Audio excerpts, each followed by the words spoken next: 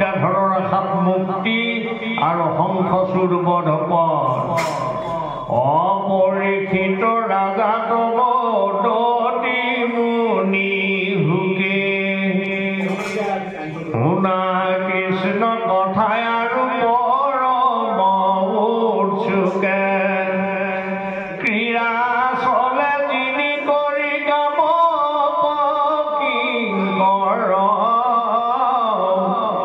কৰিলত কৃষ্ণে পাছে বৈশ বিদ্যাধৰ নন্দবাদী যত গোপগণে লৰিল শকতে সবে শিৱ দৰ্শনে চলে কৃষ্ণ সংগে সবে ওপৰ কুমাৰ পাইলা পাছে গয়া দৌল দেৱী অম্বিকাৰ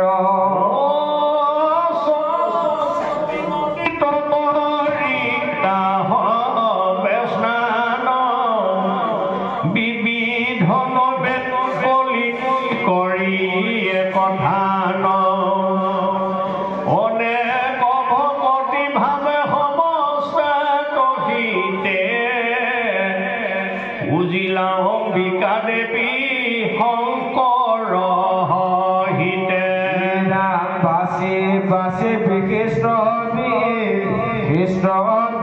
প্ৰগণ মধু মিশ্ৰ অনৱানী কৰাইলা ভোজন আমাৰ সম্বন্ধী হৰ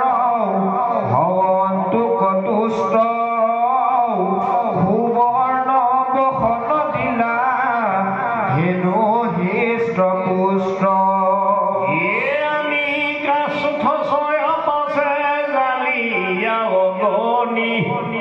সৰস্বতী তীৰে সিটো বনশিলা ৰজনী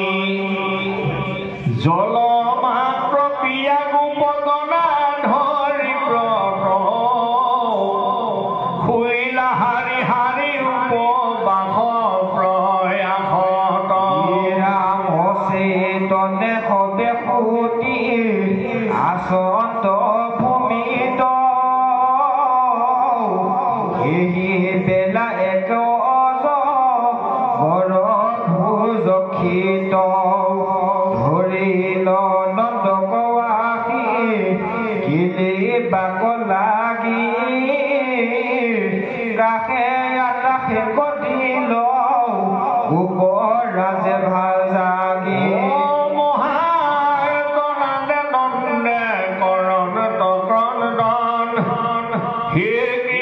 কৃষ্ণ মূৰ কুলৰ নন্দন ঘূৰয় জগৰে গিলৈ যায় হেৰা প্ৰাণ ভকত পালক বাপ কৰা পৰিত্ৰাণ অজাগি গোপগণে শুনি নন্দন আকাশ হৰপে গিলৈ দেখিয়া মনত মহাকাশ হাহাকাৰ কৰি সবে বেৰিয়া নন্দক আধৰা ধৰিয়া কোপে কোবা ঐ হৰপক হীৰা কতো জোৰ জালি পৰৈ তাৰ কলে বৰ তথাপি নন্দকনে ৰৈ ঘূৰ অজগৰ দেখিয়া বিঘ্নৰ সবে সৰু ধাতু নাই তাহি তাহি কৃষ্ণ মাত্ৰ বুলিয়া চেঁচাই শুনি ভকতৰ পালক গোপাল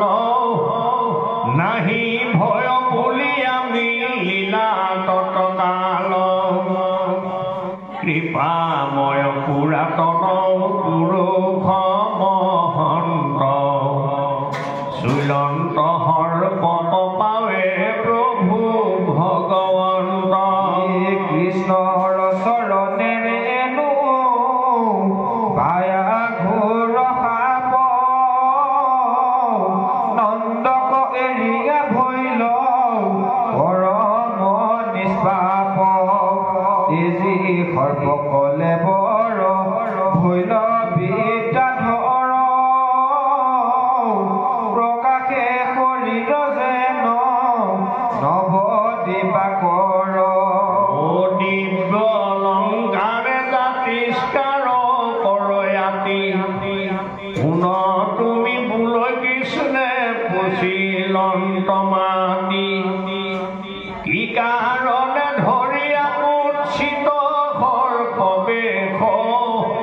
শুনি বিদ্যা ধৰে নতি কৰিলাই শেষ অন্তৱতে পৰিণামী কৃষ্ণৰ চৰণ হৰজোৰে বিদ্যা ধৰে বিনা ঐ বচন অ আপুনি সৰ্বজ্ঞ তুমি ভকতৰ গতি সুদৰ্শন নামময়ী বিদ্যাধৰপতি শ্ৰীৰূপ সম্পতিয়ে পৰময়ুমত দশো দিশ প্ৰকাশিয়া ফুৰো বিমানত আংগিৰস ঋষিৰ পুঞ্চিত দেখিবে ৰূপৰ দৰ্পত আখি হাকিলো আশেষ জাজৈল সমান কূপে মোক দিলা খাপ হৌক অজগৰ বিদ্যাধৰ মহাপাপ আছে মোৰ ভাগ্যৱাসী সাপে ভৈৰৱৰ অজু যিহেতু আপুনি পাৱে চুইলা দামোদৰ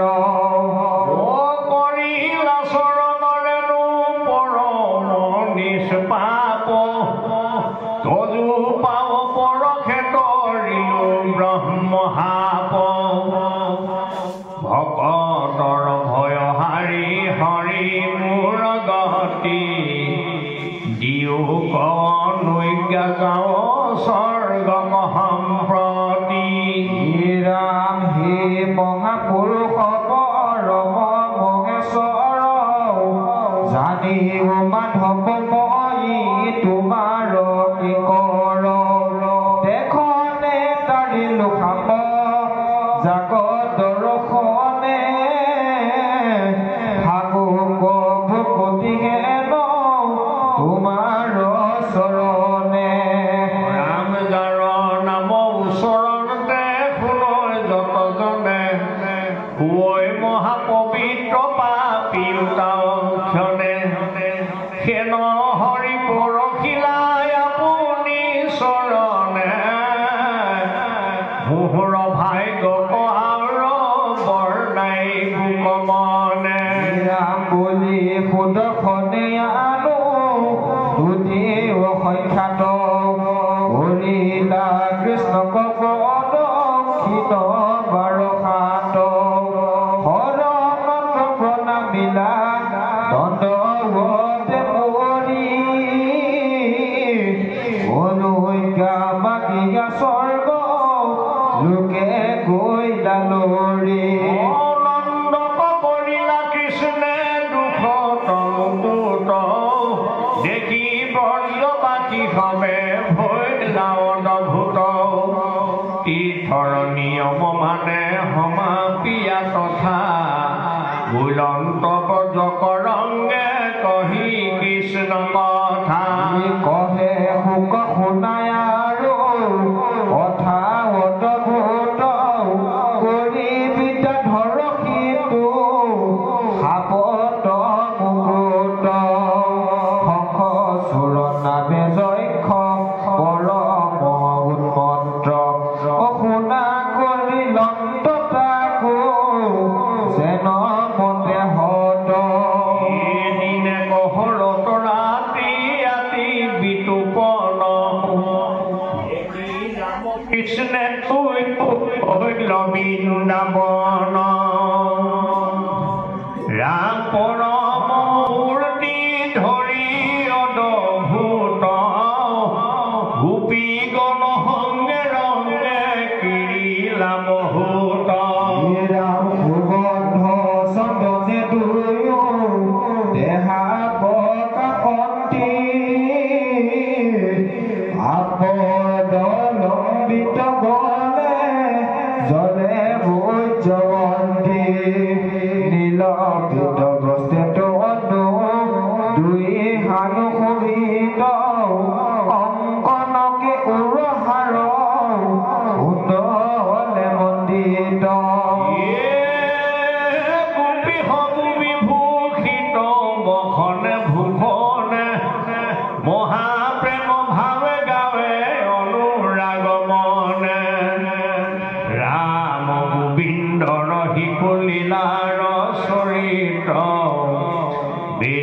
ইয়াদু ভাই কগাৱে গীত ফুললিত নিৰ্মল ৰজনীতা চন্দ্ৰমা উদৰ উমোদ কমল বায়ু ভৱে অতিশয় পুষ্পৰ সুৰভিয়া মোদিত বাতি কৰে কুঞ্জৰে অনেক তৈত মত্ৰ মধু কৰে ও ৰাম নিশাক প্ৰশংসী ৰাম কৃষ্ণ মহাভাগ দুয়ো গীত গাৱন পঞ্চম উচাই ৰাগ কুকিলতো অধিক হুচৰ শুনি নাদ সমস্ত প্ৰাণীৰ মন কৰ্ণৰ উন্মাদ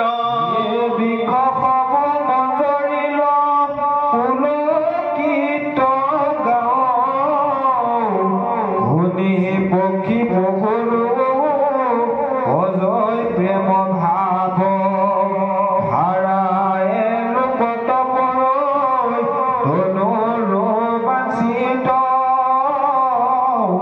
ওপৰক তুলি কৰ্ণ শুনি ঠাকুৰ গীত পৰম মোহন গোবিন্দৰ গীত ধ্বনি যত ব্ৰজ যুৱতী আকুল ভৈল শুনি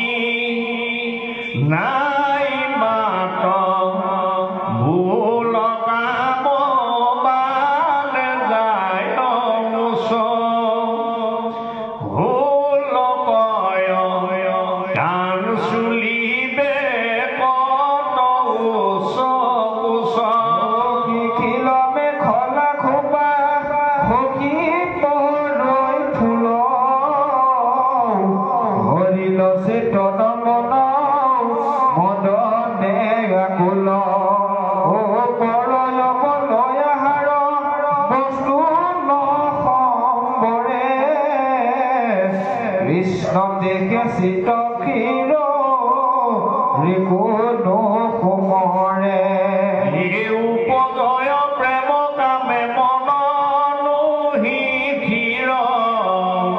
ৰোমাঞ্চিত তনু নয়নৰ ঝৰে নীৰ মহাযোগী যেন মনসুয়া গোপী জাগে কৃষ্ণ পদ পংকজ হৃদয় ধৰি থাকে হিমতে ৰাম কৃষ্ণ সংগে গোপী মেলি পৰমানন্দে বিন্দা অনেকৰে কেলি অ মহামতে মন্ত্ৰ যেন দুগুটা মাতংগে হস্তিনী সহিতে যে